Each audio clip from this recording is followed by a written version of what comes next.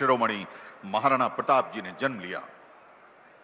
महाराणा प्रताप जी का जन्म जेठ मास की तृतीया को गुरु पुष्य नक्षत्र में राजस्थान के कुंभलगढ़ में हुआ।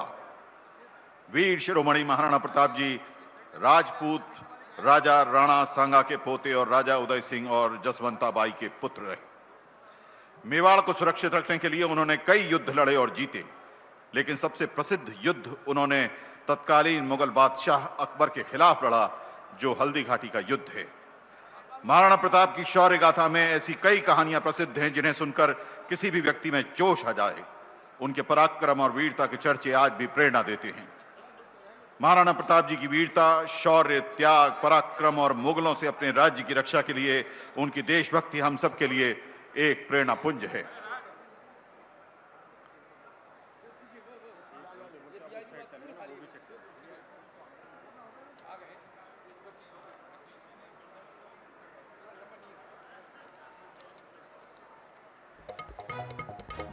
महाराणा प्रताप जी के संबंध में कहा जाता है कि आल्प्स पर्वत के समान अरावली में कोई भी ऐसी घाटी नहीं जो प्रताप के किसी न किसी वीर कार्य, शौर्य, त्याग, पराक्रम से पवित्र न हुई हो।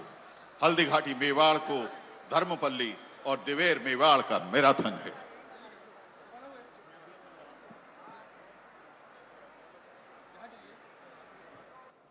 राजस्थान के कुंभलगढ़ में जन्मे महाराणा प्रताप को जालौर की उनकी मां महारानी जसवंता बाई ने युद्ध कौशल सिखाया था। मां ने संस्कारों का बीजारोपण किया। मां ने प्रताप को जांबाज बनाया और शूरवीरता के गुण दिए। ऐसे वीर योद्धा के प्राकट्य उत्सव में हम सभी यहां मौजूद हैं, आदर के साथ उन्हें नमन करते हुए। एक बार पुनः हम कविराज को यहां आमंत्रित कर रहे हैं, अजय जी को, कि भी आएं और अपना कविता पाठ करें।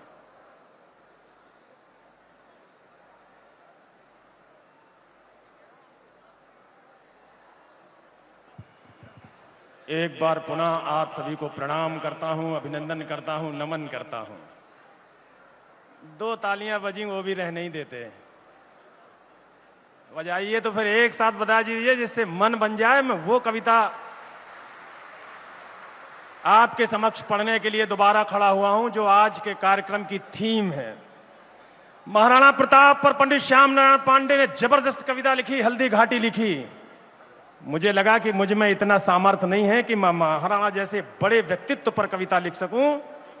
आपके आशीर्वाद की तालियां इसलिए मिले कि मैं महाराणा पर नहीं लिख पाया तो उनके बलिदानी चेतक पर एक कविता लिख करके लाया हूं। चेतक के चाहने वालों के हाथ उठे और जोरदार तालियों से मुझे आशीष मिले। मैं कविता निवेदित करता हूं, सुनिएगा। सबसे पहले तो इन कलाकारों के लिए यार दोस्तों एक बार आपकी तालियां बड़ी वाली मिले।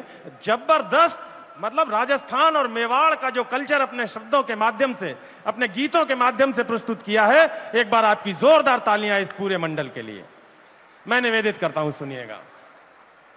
क्या था हल्दी घाटी का युद्ध? भारतवर्ष में हुए अन्य युद्धों से कैसे अलग था?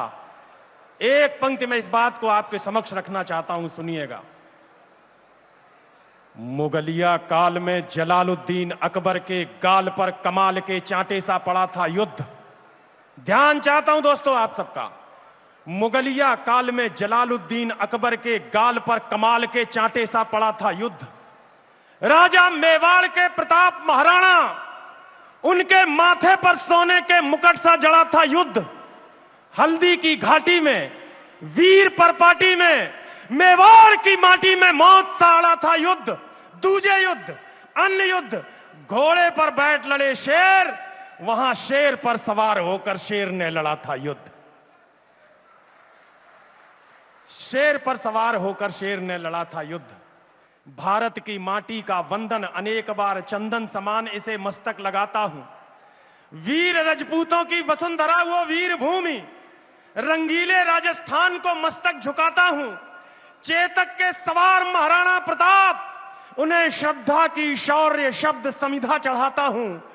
तालियों की गूंज से हौसला बढ़ा दो आप, चेतक की टापों की गूंज सुनवाता हूं।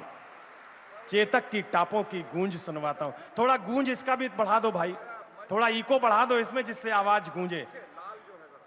सुनिएगा।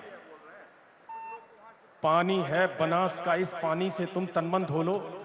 बनास वो नदी है जो कुंभलगढ़ के किले के पास बहती है और उसी नदी का पानी पीकर राणा प्रताप की शिराओं में वो रक्त खौला कि 6-6 बार मुगलिया सल्तनत को खदेड़ कर पीटा। तब निवेदन करता हूं, पानी है बनास का, इस पानी से तुम तनमन धो लो। इस बहादुरी की धरती में तुम पौरुष की फसलें बोलो। तुम वीर पुत्र हो वीरों के, वीरों जैसे निर्भय डोलो। बस एक धर्म है देशभक्ति, तुम इसके अनुयायी हो लो। है प्यार अगर इस धरती से तो फिर दोनों बाजू खोलो। राणा चेतक के साथ साथ भारत माता की। कौन थे राणा प्रताप? निवेदन करता हूं आज की तिथि विशेष पर, जो सूरज के आगे चलता वो उस रथ का हकवैया था, जो नाव डूबती जाती थी वो उसका प्रबल खेवैया था। उस नर नाहर ने मातृभूमि का पूरा कर्ज उतारा था। सभी विशिष्ट अतिथियों का जोरदार तालियों से कि इन तालियों की गूंज मेवाड़ तक जाए, पूरे भारत तक जाए कि राष्ट्र और जन्मभूमि के सम्मान के लिए सर्वस्व न्यौछावर करने वाले महाराणा प्रताप की जयंती पर आयोजित हो रहा ये एक अभूतपूर्व कार्यक्रम भोपाल में चल रहा है। बहुत बहुत धन्यवाद, बहुत बहुत धन्यवाद। माननीय मुख्यमंत्री जी, माननीय महाराज कुमार डॉक्टर लक्ष्यराज सिंह मेवाड़ जी तथा माननीय नरेंद्र सिंह तोमर जी एवं मंच से आग्रह है कि आप यहां पर राम दरबार, महाराणा प्रताप जी, महाराणा छत्रसाल जी, महारानी पद्मावती जी के चित्र पर पुष्पांजलि अर्पित कर कार्यक्रम की शुरुआत करें। पहले हमारे आराध्य प्रभु श्री राम, उनका दरबार, फिर हमारे आराध्य पूजनीय महापुरुषों के चित्रों के समक्ष पुष्पांजलि और उसके बाद सभी माननीय मेहमान यहां दीप प्रज्वलित कर कार्यक्रम की शुरुआत करेंगे।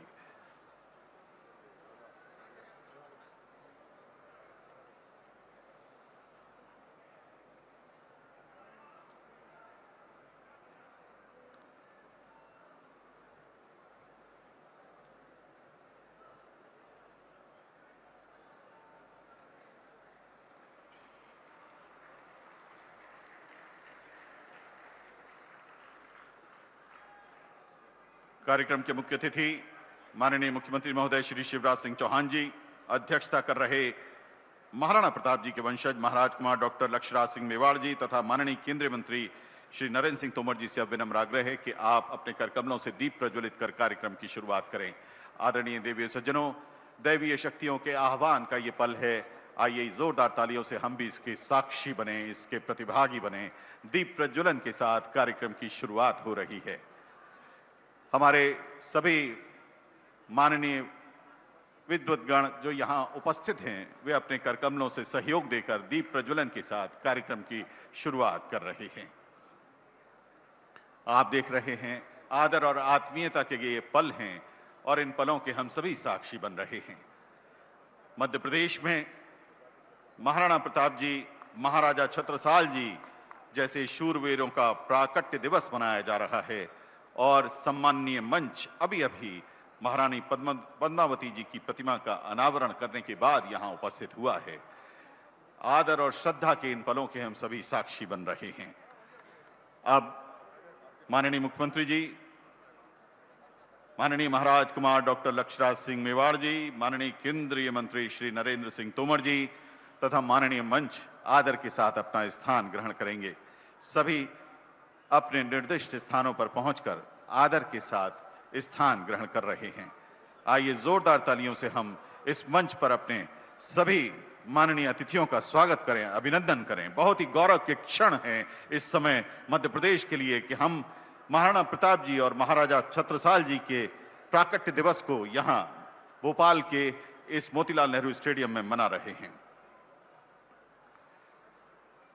अब माननीय मुख्यमंत्री जी कार्यक्रम की अध्यक्षता कर रहे महाराज कुमार डॉक्टर लक्ष्यराज सिंह मेवाड़ जी जो कि महाराणा प्रताप जी के वंशज हैं, उनका स्वागत इस कार्यक्रम में करेंगे सबसे पहले और उन्हें भेंट भी देंगे।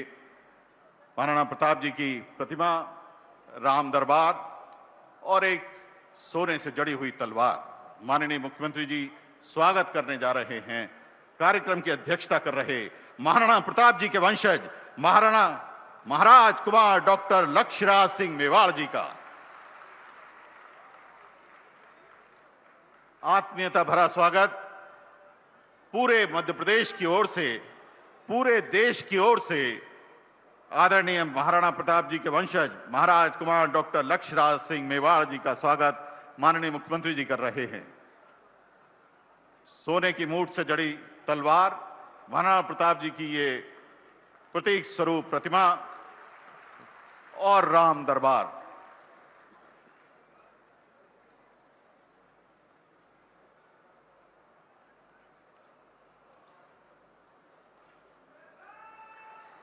बहुत बहुत धन्यवाद, बहुत बहुत धन्यवाद। जोरदार तालियां, जोरदार तालियां।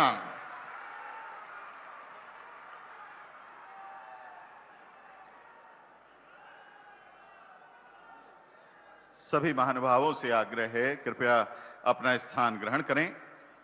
माननीय मंत्री संस्कृति एवं पर्यटन मध्य प्रदेश सुश्री उषा ठाकुर जी से विनम्र आग्रह है कि कृपया आप सभी अतिथियों का मंच पर स्वागत करें। माननीय मंत्री महोदया सुश्री उषा ठाकुर जी अब सभी अतिथियों का मंच पर स्वागत करेंगी।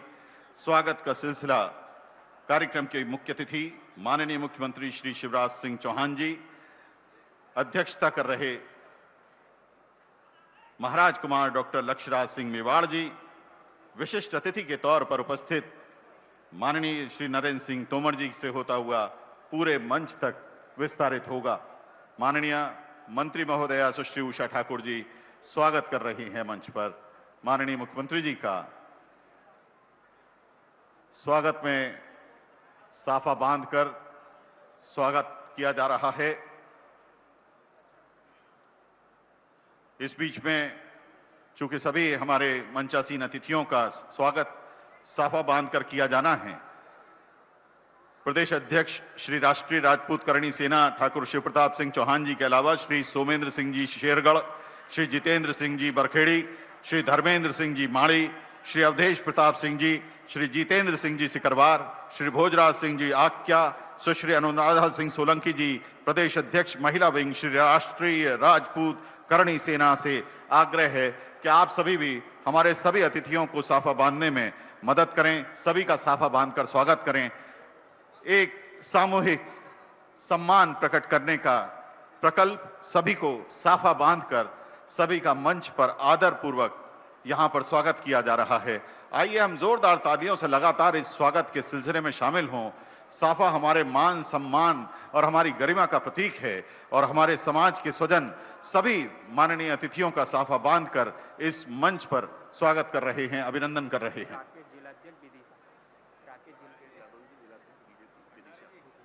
श्री राकेश यादव जी जिलाध्यक्ष विदिशा से आग्रह है कि आप आएं और कृपया ससम्मान मंच पर स्थान ग्रहण करें।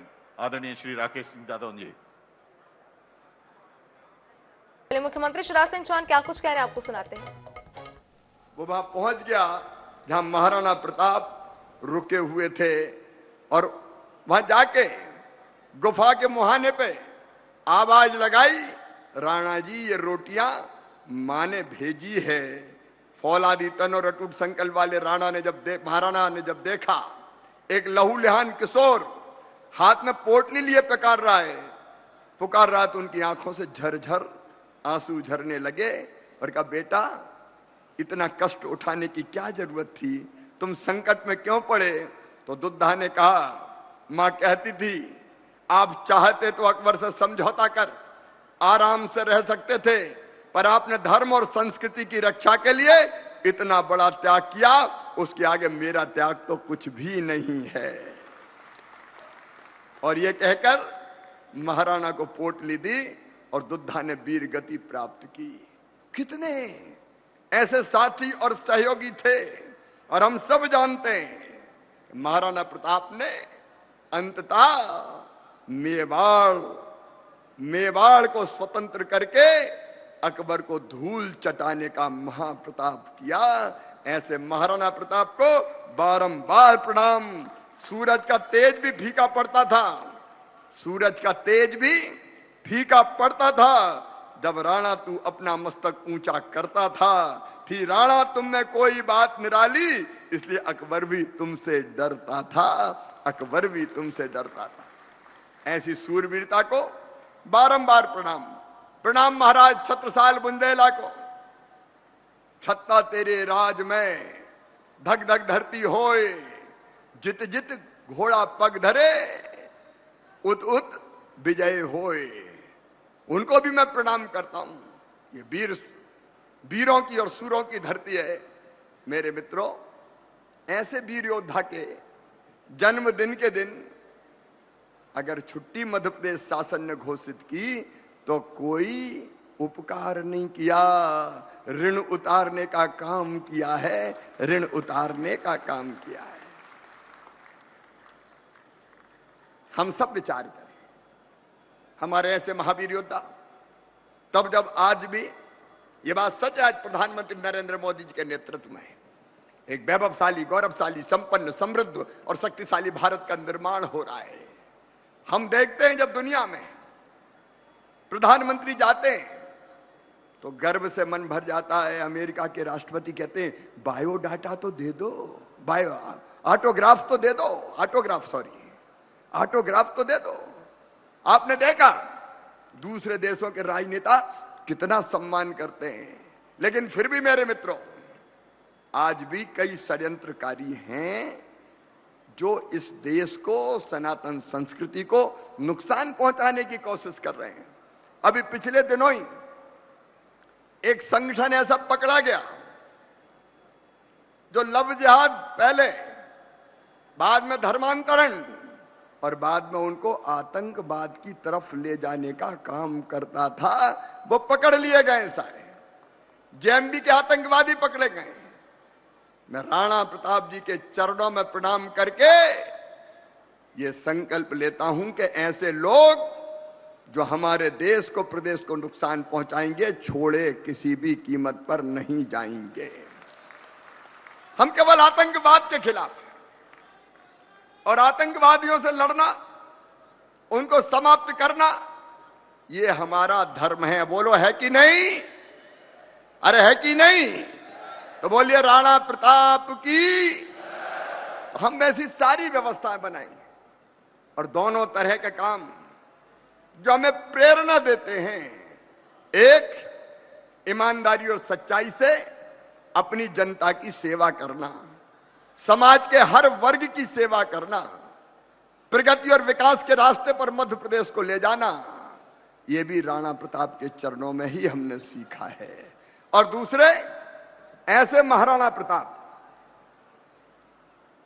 अप्रतिम शौर्य के प्रतीक, स्वाभिमान के प्रतीक, स्वतंत्रता के प्रतीक, एक वैभवशाली, गौरवशाली राष्ट्र के निर्माण के प्रतीक, उनको आने वाली पीढ़ियां ढंग से पढ़ पाए। इसलिए पाठ्य पुस्तकों में भी सूरता की और वीरता की, शौर्य और वीरता की कहानियां पढ़ाई ही जाएंगी। लेकिन इसके साथ उनका एक भव्य स्मारक मध्य प्रदेश की राजधानी भोपाल में राणा प्रताप और उनके जो सहयोगी थे, महाराणा रहेंगे तो चेतक भी वहां रहेगा, भामाशाह भी रहेंगे, पुंजा भील भी रहेंगे। आपने 7 ऐसे सहयोगी जिनने राणा प्रताप जी को, जिनने हमेशा सहयोग किया, उनके साथ लड़ते रहे, उन सबको चित्रित किया जाएगा।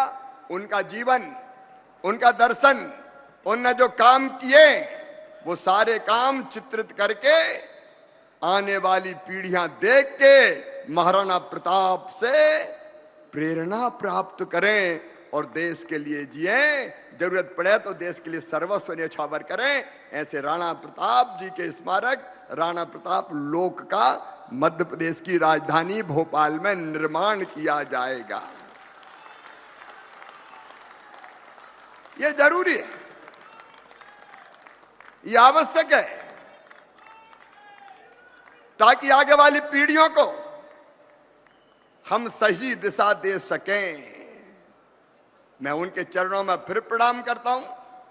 अनेकों कल्याणकारी काम लगातार होते रहे, इसलिए राणा कल्याण बोर्ड का भी हम गठन करेंगे ताकि कल्याणकारी काम लगातार होते रहे। और महाराज कुमार, हमारी ये प्रार्थना है कि ऐसे बोर्ड में मार्गदर्शन के लिए आप जरूर अपने नाम की स्वीकृति दीजिए ताकि हम उचित सलाह लेकर ऐसे काम को आगे बढ़ाने का प्रयास कर सकें।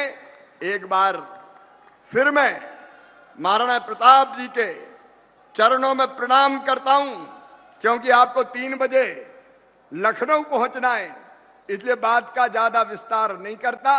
बाकी वक्ता भी इसलिए नहीं बोल पाए, उषा दीदी ने कहा कि मैं बाद में आभार कर दूंगी। मैं एक बार फिर अपने संकल्प को दोहराता हूं। आज ये माटी हल्दी घाटी की मैंने हृदय से दिल से लगा के रखी है, इसका अपमान नहीं होने दूंगा। और पगड़ी पहना के आपने सम्मान किया है, इस पगड़ी का मान सम्मान और शान कभी जाने नहीं दूंगा। एक बार फिर मेरे साथ बोलिए, महाराणा प्रताप की, महाराणा प्रताप की, महारानी पद्मावती की, महाराज छत्रसाल बुंदेला की, भारत माता की, हर हर महादेव। धन्यवाद। बहुत बहुत धन्यवाद माननीय मुख्यमंत्री जी। और सभी के प्रति विनम्र आभार प्रकट करने के लिए सादर आमंत्रित हैं माननीय मंत्री संस्कृति एवं पर्यटन मध्य प्रदेश सुश्री उषा सिंह ठाकुर जी।